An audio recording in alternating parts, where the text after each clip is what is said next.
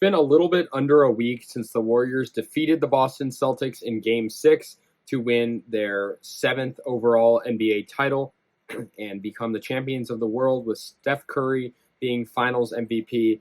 I honestly still can't believe it, even though it's been about 5 days. But it's time now to sort of revisit, even though it's been recent, and kind of just look over what happened in this finals in great detail.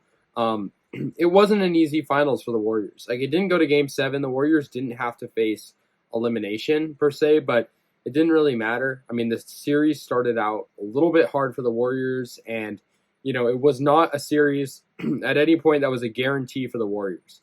They had to fight to get this, and they did, and that's why they won. So yeah, let's get into Game 1, just sort of kicking it off. The Warriors in Game 1 really dominated the first couple of quarters. In the third quarter, the Warriors were great.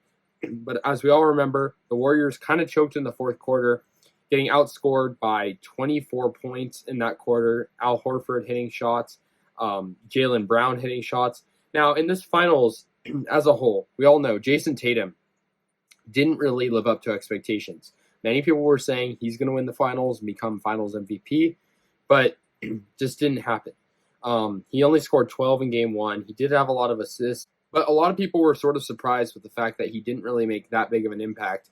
Now, the Celtics did win this game, so not many people cared, considering that they had to come back in the fourth quarter and the Warriors kind of choked in this game. But Curry was making a statement right away. Even in the loss, he was fighting for that Finals MVP that he wanted so badly. So that was Game 1. Game 2, the Warriors dominated pretty much the whole way through. I wouldn't say it was like unnecessarily a game that was given to them either, but the third quarter was a very good third quarter performance for the Warriors, tying up the series.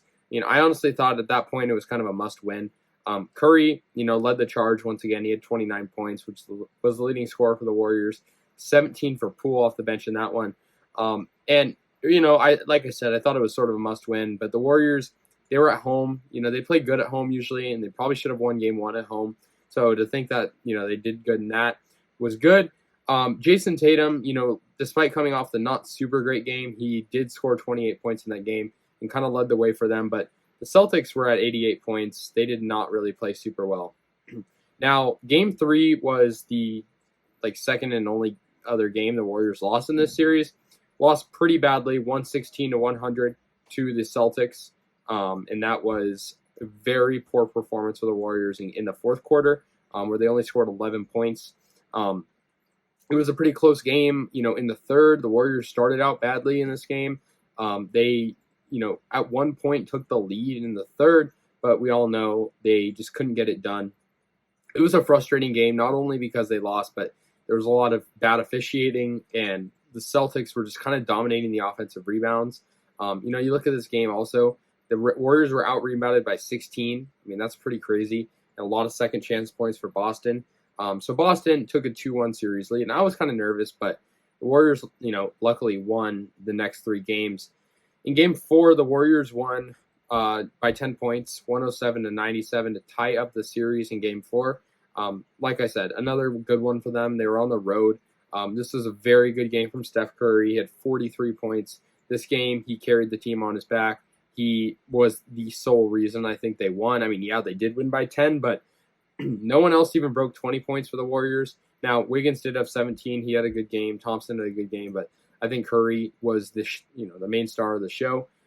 For Boston, Jason Tatum did all right. Brown did all right, but I mean, I think people thought, the Warriors winning this one, it kind of made a big statement. Winning in Boston with Steph Curry, unstoppable. The Celtics could not stop him. He was just unguardable. In Game 5, the Warriors won by 10 points once again. So 2 back-to-back games where they outscored the Celtics by 10 points when the final score was all said and done. In this one, very good game for them as well. It started out like the Warriors absolutely dominating, and then the Celtics sort of came back. And then eventually in the third, the Celtics, usually aren't the better team in the third, but they played better in the third, and they outscored the Warriors by 11. But the Warriors got it done. Wiggins, this was his game of the finals. It wasn't Curry's game. He missed all his threes. It was 0 of 9 with only 16 points, but 26 for Wiggins, 13 rebounds, this is where people were saying, maybe Wiggins could win Finals MVP. I don't think that was ever seriously considered, but considering how good Wiggins was in that game, it really showed how much he wanted the championship and how much the Warriors wanted it. And then finally, in Game 6, the Warriors won by 13 points to win their 7th NBA championship, their 4th in the last 8 years. Steph Curry in this game, phenomenal, 34 points. Jason Tatum didn't show up, 13 points in a must-win game for Boston. 34 for Jaylen Brown even. I mean, he had a good game. But the Warriors, they just wanted it more. The Warriors in this one started out slow, but really dominated the whole way through. There were certain points where the Celtics did better, like in the third quarter.